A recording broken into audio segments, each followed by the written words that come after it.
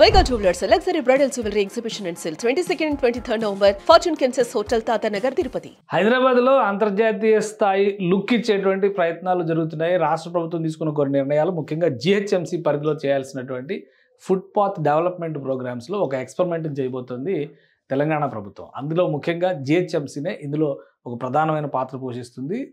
ఎక్కడైతే పాదచారులకు సంబంధించి ఫుట్పాత్లు అసలు ఉండవని చెప్పి మనం భావిస్తామో ఆ ఫుట్పాత్లని ఇక్కడ నుంచి మోడర్న్ ఏరియాస్ కింద డెవలప్ చేయాలని చెప్పని జిహెచ్ఎంసీ ఒక ప్లాన్ చేసింది.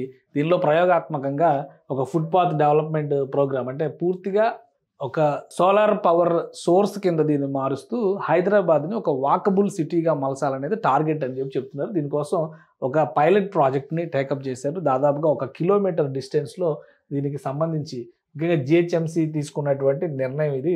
రాబోయేటువంటి రోజుల్లో తెలంగాణలో ఎలక్షన్స్ కూడా ఉంటాయి. ముఖ్యంగా హైదరాబాద్లో ఎలక్షన్స్, లోకల్ ఎలక్షన్స్ ఉన్నాయి. తెలంగాణ అంతటా కూడా స్థానిక సంస్థల ఎన్నికలు జరుగుతున్నాయి కాబట్టి బహుశా అదే సీజన్ కావచ్చు. జిహెచ్ఎంసీ మోడల్ ఫుట్పాత్ ప్రాజెక్ట్ని స్టార్ట్ చేసింది. దీనికోసం 1,68,00,000 ఖర్చు పెడుతుంది. దాదాపు 1 కిలోమీటర్ స్ట్రెచ్లో డెవలప్ చేయబోతున్నారు. ఇది to enhance pedestrian safety and improve urban aesthetics. GHMC has begun developing 1.5 అంటే 1.5 kilometre model footpath from Ramanaidu studio నుంచి బీవీబీ జంక్షన్ అంటే వయా సివిఆర్ ఛానల్ ఆ జంక్షన్లో నుంచి తీసుకెళ్లేటువంటి ప్లానింగ్ అనమాట. 1.68 crores ఈ ప్రాజెక్ట్ కోసం పెడుతున్నారు. అలానే 4 నెలల్లో ఇది కంప్లీట్ చేయాలని చెప్పని టార్గెట్ పెట్టుకుంది జిహెచ్ఎంసీ. చాలా ఇంట్రెస్టింగ్గా ఉన్నాయి ఈ ఇమేజెస్ అవి చూస్తే కనుక. ఇది ఈ విధంగా model footpath in film Nagar in circle 18 address మొత్తం ఇచ్చేసారు అందులో.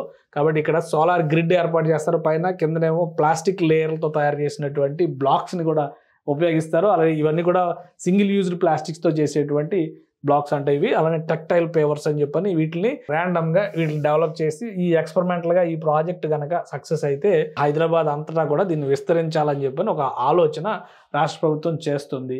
సో ఈ ప్రాజెక్ట్ను ఆల్రెడీ ప్రారంభించేశారు, పనులు ప్రారంభించేసినట్టుగా సమాచారం ఉంది.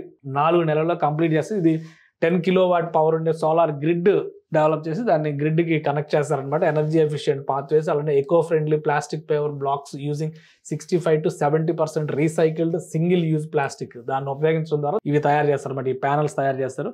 సో హైదరాబాద్లో రాబోయే రోజుల్లో ఒక కొత్త లుక్ ఇచ్చే ప్రయత్నం జరుగుతుంది. ఈ కొత్త ఫుట్పాత్ల ప్రోగ్రాం కనుక సక్సెస్ అయితే నగరంలో ప్రతి చోట నడిచే విధంగా, నడిచి వెళ్లేదానికి అనుకూలంగా ఉండే విధంగా రోడ్ ప్లానింగే మార్చే అవకాశం ఉంటుందని చెప్పి జిహెచ్ఎంసీ అధికారులు చెప్తున్నారు.